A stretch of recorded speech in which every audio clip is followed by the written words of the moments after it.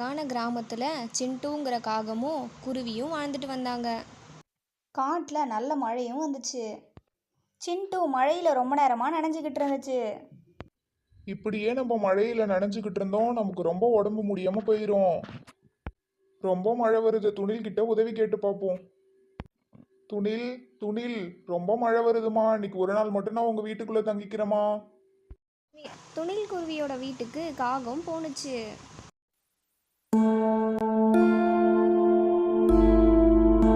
குளிருக்கு அடக்கமா நல்ல சமோசா சொல்றியா? எனக்கு ஒரு 2 குடு துணில். கண்டிப்பா தரேண்ணா. ரொம்ப நன்றி துணில், நீ எனக்காக அடைக்கலமும் கொடுத்து சமோசாவையும் கொடுத்துருக்க. உன்ன மாதிரி நானும் உழைக்க வேண்டிய நேரத்துல கடினமா உழைச்சிருந்தா இன்னைக்கு நானும் வீட்டில் உட்காந்து சாப்பிட்டுருக்கலாம். ரொம்ப நன்றி துணில். உழைப்பு இல்லையெனில் உயர்வும் இல்லை.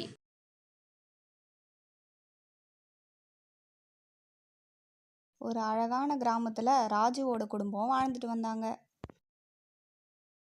விமலா, எனக்கு காட்டுல நிறைய வேலைங்க இருக்கு, நான் மாடுங்களை கூட்டிட்டு போய் நிலத்தை உழுதுட்டு வந்துடுறேன், நீ வீட்டிலேயே இரு. ராஜு மாடுகளை கூட்டிக்கிட்டு காட்டுக்கு போனான்.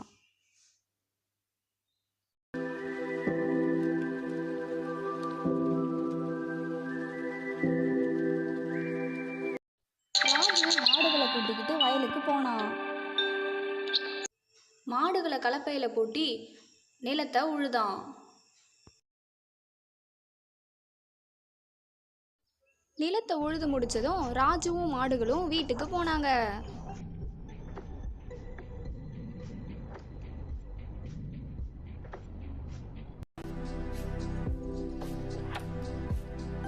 ஏய் ஏய், இந்த பக்கமா போங்க, நேரா போங்க, சீக்கிரம் போங்க. ராஜு மாடுகளை கட்டி போட்டுட்டு வீட்டுக்கு வந்தான். விமலா, ரொம்ப பசிக்குது, நீ மாடுகளுக்கு தீனி போட்டுட்டு எனக்கு சாப்பாடு எடுத்து வை, நான் போய் குளிச்சுட்டு வந்துடுறேன், சரியா? ராஜு குளிச்சுட்டு வந்து சாப்பாட்டை சாப்பிட்டான்.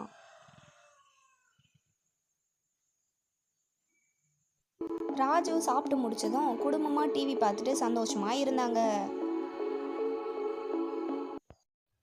ராஜு தன்னோட பசுமாட்டை பார்ப்பதற்காக புட்களை எடுத்துக்கிட்டு காட்டுக்கு போனான். ராஜுவை பார்த்த மாடு கத்திக்கிட்டே இருந்துச்சு.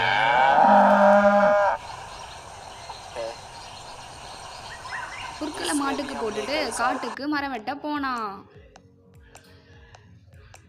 ராஜுவும் தோழர்களும் மரங்களை வெட்டினாங்க.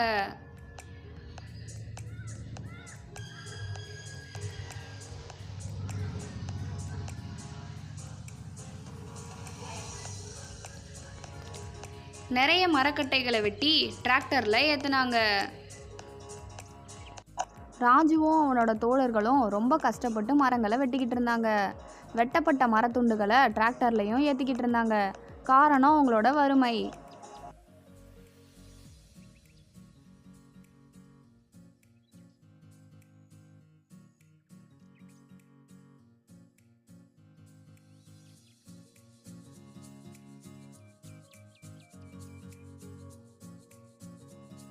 தம்பிகளா, சீக்கிரம் மரக்கட்டைகளை ஏற்றுங்கப்பா, நான் இன்னொரு சவாரிக்கு வேற போகணும், சீக்கிரமா வாங்க, நிலம் உழுறதுக்கு கூப்பிட்டுருக்காங்க.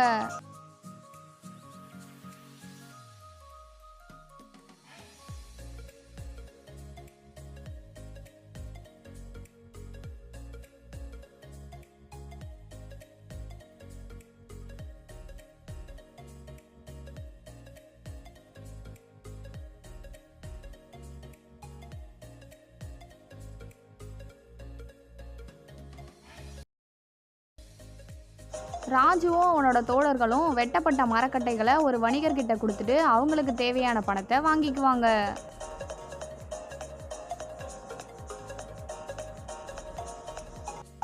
அந்த வணிகரும் இந்த மரக்கட்டையிலிருந்து செய்யக்கூடிய மரப்பொருட்களையும் மரக்கட்டைகளையும் வித்துக்கிட்டு இருந்தாரு. வாங்கம்மா வாங்க, நம்ம கிட்ட நல்ல மரத்தால செய்யப்பட்ட பொருட்களும் மரக்கட்டைகளும் இருக்கு, வாங்கம்மா வந்து வாங்கிட்டு போங்க. வணிகரே, உங்க பக்கத்துல இருக்க மரக்கட்டைய 50 ரூபாய்க்கு கொடுங்க, நான் வேணா எடுத்துக்கிறேன், சரியா? உங்களுக்கு தேவையான மரக்கட்டைகளை நாங்க தானே ஏன் காட்டுக்கு போய் வெட்டி கொடுக்குறோம், பரவாயில்ல கொடுங்க, எங்கள்கிட்ட ஏன் கணக்கு பாக்குறீங்க? ராஜு மரக்கட்டைகளை வாங்கிக்கிட்டு வீட்டுக்கு போனான். விமலா, உனக்கு சமைக்க தேவையான மரக்கட்டைகளை நான் கொண்டுட்டு வந்துட்டேன். இனிமே நீ கவலைப்படாம சமைக்கலாம், சரியா? இரவு நேரமானதும் ராஜுவோட குடும்பத்தில் எல்லாரும் தூங்கிக்கிட்டு இருந்தாங்க. சரியான மழை போல ஒரே சத்தம். அடடே, மழை பெய்யுது போலயே. நேற்று துவைச்ச துணியை வேற எடுக்காம விட்டுட்டோம். எல்லாம் மழையெல்லாம் நனைஞ்சிருக்கோம். நம்ம போய் சீக்கிரமா எடுத்துட்டு வந்துடலாம். விமலா வாசல்ல போய்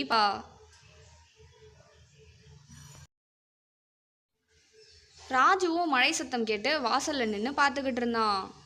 ராஜு காலையில எஞ்சி காட்டுக்கு போனான். நல்ல மழை பெஞ்சிருக்கும் போல. சீக்கிரமா காய்கறிகளை அறுத்துக்கிட்டு சந்தைக்கு போகணும். வாங்கம்மா, எல்லாரும் காய்கறிகளை வாங்கிட்டு போங்க. அம்மா வாங்க, பழங்களை வாங்கிட்டு போங்க. வாங்க, சிக்கனை வாங்கிட்டு போங்க. எல்லாரும் சத்தமா விற்பனை பண்ணிட்டு இருந்தாங்க.